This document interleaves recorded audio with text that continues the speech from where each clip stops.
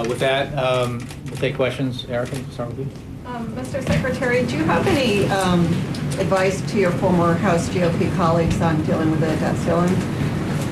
Well, as some of you know, I've been in public service and politics 35 years, 17 years as a staffer, 14 years as a member, and now 2.5 years in this job. During the time that I was a staffer, I was chief of staff for Bob Michel, who served during the time that Ronald Reagan was president, and Tip O'Neill was the Speaker of the House.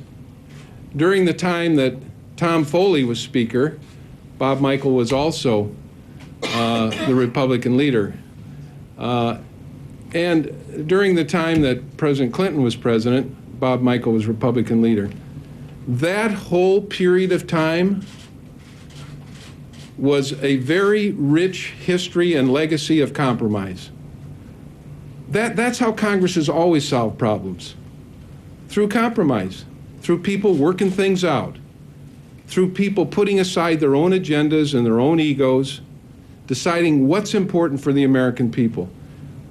This is a time that I think most of us that have watched politics have never seen before, because there are people in Congress who don't like the word compromise, who don't believe in it. That's what we need today.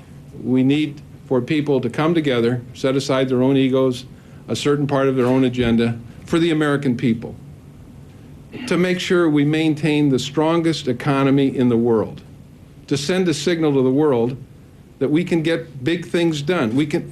Washington can still get big things done. This is about continuing to have a strong economy and continuing to compromise and take maybe a couple chapters out of Tip O'Neill, Bob Michel, Ronald Reagan, President Clinton, people that have served in this town with distinction and gotten big things done through compromise.